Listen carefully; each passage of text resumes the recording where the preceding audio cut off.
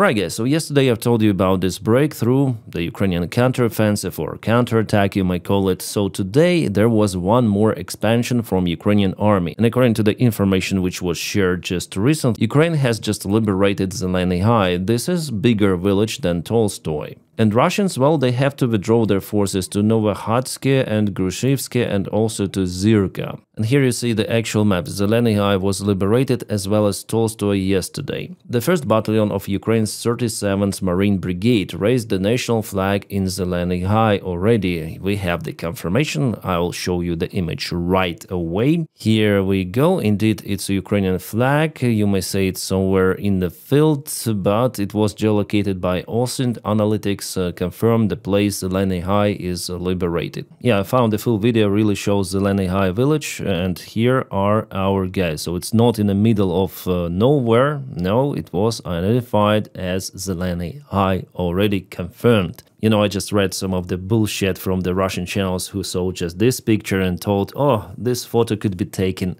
elsewhere. But no, we have the full video with the houses and everything. So it's kind of easy for us in analytics to identify the location. Lihhigh is liberated. The village is located north of Tolstoy, which was recaptured from Russian forces yesterday. Before there were fights for this village for several days, Russians occupied it, but now Ukraine performs successful counterattack. So soon it's gonna be the new update from the Myko Center 3. I think he will call her like this, something like that, yeah.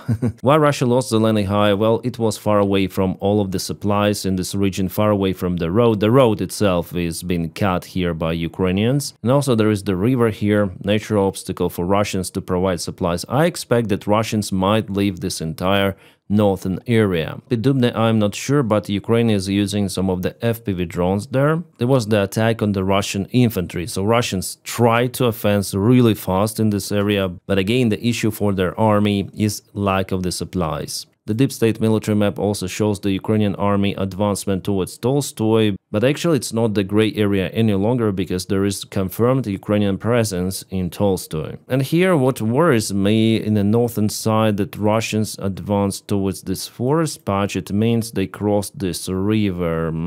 But after all, I think they will be forced to withdraw from this place because for supplies, well, it's almost impossible to constantly supply the group through all of those rivers. 1, 2, 3 river, 4th river, so yeah. I don't think it's sustainable bridgehead for the Russian army, especially the Ukraine counterattacks, and yeah, it was confirmed Ukraine liberated Lihhigh. So the actual situation is like that. Ukraine takes the ground very fast, roughly 7 kilometers a day, so Russians didn't expect this counterattack for sure. Well, also we have some positive news in Sumy direction. There you can see Ukraine performs multiple of the counterattacks, some of them even successful. Like for example, here Ukrainian army moved just a little in Vrachino village, but at the same time Ukraine is losing some of the vehicles. Mostly pickup trucks. It was filmed on a Russian drone. Plus Russia is using aviation bombing of Ukrainian positions in this place. Could be even cluster shells.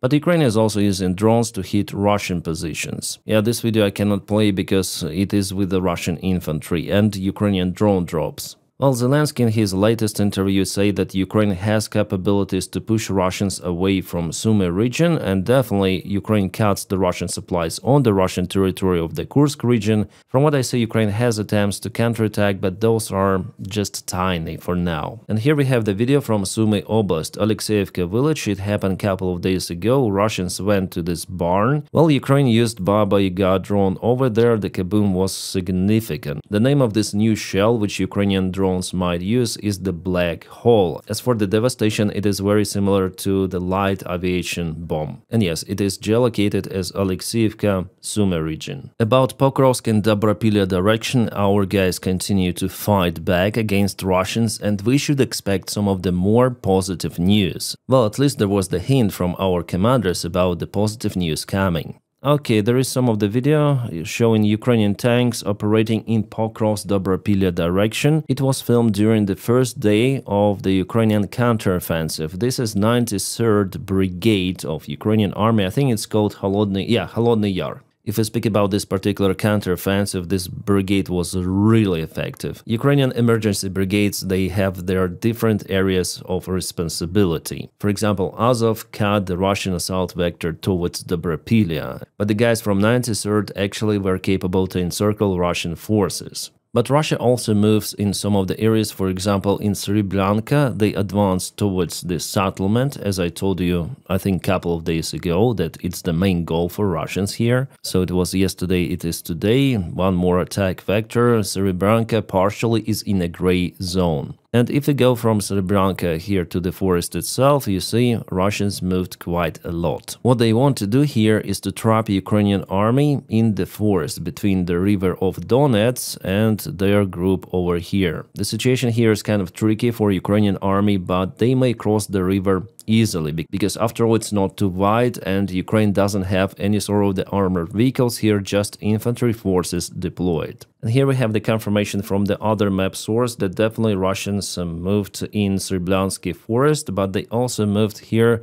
north from Liman. Yeah, this move is already big and the Russians reached the local river. Just for you to understand where it is, this is Liman, and Russians recently moved ahead over here, so with the new deep state military map update, we're gonna see Russian army movement, unfortunately. We see this update from the Myko Center 3 as well. As for me, the best news that there is no movement neither in Pokrovsk nor in Constantinfka. It is like that for already many days. But today, this morning in Constantinfka, Russia launched their gliding bomb to hit a residential building. This building was hit today in Constantinfka with a Russian aviation gliding bomb. Reminds Mariupol. Then Russian army propels forward, it demolishes absolutely everything. What they occupy, or as they say, liberate, those are just ruins. Like for example, this is the Vovchan city of the Kharkiv region, or what is left from it. The fight for the settlement continued for 2 years already, something like that. And as I mentioned to you yesterday, and now we have the confirmation that Russia started the offensive in Kamensk once again, so they gather more of their reinforcements and they try to go to Stepnoyrsk. So they took Kamensk once again, it's already their at least third attempt to advance. Alright, Russia modernized their surveillance drones, now they're capable to carry FPV drones. Orlan itself is the mother drone, and with surveillance capabilities it is capable to coordinate the efforts of FPV drone operators, so this is a very dangerous system they have. What is happening here? Well, according to Ukrainian officials, this is the operation against the Russian drones in Donetsk region. It was the Russian warehouse with drones and drone operators. The first Azov Corps, they shared this video of the Russian Grad system, which was kaputted. It was kaboomed by the drone, it was the big kaboom. Could be Pokrovsk direction or Torets, because Azov operates in 2 of those places right now. Well, kind of interesting. Russia continue to build the CDAA complex in Kaliningrad Oblast. Kaliningrad is the remote territory of Russia surrounded by NATO countries in Europe. They're building something like this. CDAA is the complex of antennas capable to define the signals by thousands of kilometers away. It may also intercept the submarine communications. And what Russia is building there is the biggest CDAA in the world with diameter of 1.6 kilometers. This is definitely huge. They started the construction 2 years ago and still continue. Just to recall, this is Kaliningrad gem between Poland and Lithuania and also Baltic Sea. For Google Maps, it's kind of interesting. Then I am zoom out, I can see this object. But then I want to get closer, it disappears.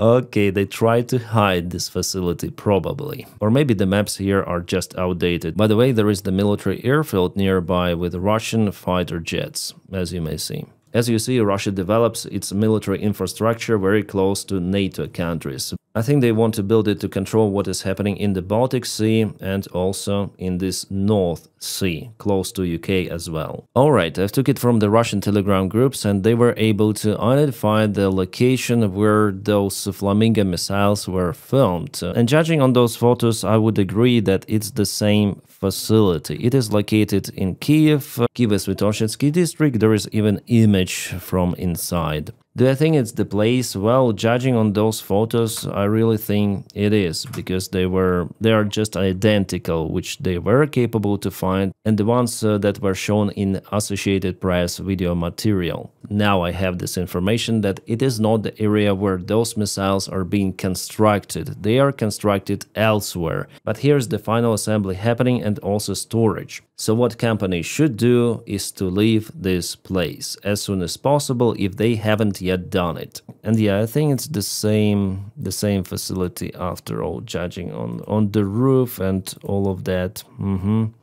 Well, as I say to you, I've took this information from the Russian military channels. Just look at this, guys.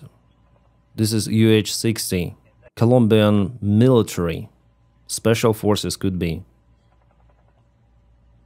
This is the operation against the local narco cartels.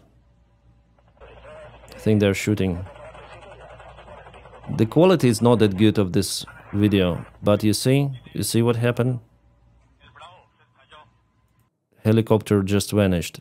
Yeah, kind of the low quality video, but it was confirmed that this helicopter was hit by FPV drone, night vision FPV drone. So cartels, they use this very cheap modern-day warfare FPV drones to fight against the government army. This is really huge, and we should expect it to happen elsewhere around the world. Then local criminal gangs or rebels will start to use FPV drones and surveillance drones in their favor. It's the new age of how to conduct the military action at the battlefield, and not always on the battlefield, right? My friends, please check out my channel. By the way, we are very close to 900,000 subscribers, so subscribe for the channel to reach this number very fast. And it's gonna be 100,000 subscribers to reach 1 million, so with your help, I think we're gonna achieve it. And also, please check out other videos on the channel. For example, today I filmed about the fuel crisis in Russia and the Ukrainian strike on Druzhba pipeline, which supplies Russian oil to Hungary and Slovakia. And also I put the link for my Patreon page where you may support the job that I do here regularly. Thank you so much for keeping me motivated. And my friends, I wish you all a peaceful sky wherever you are, and have a great time.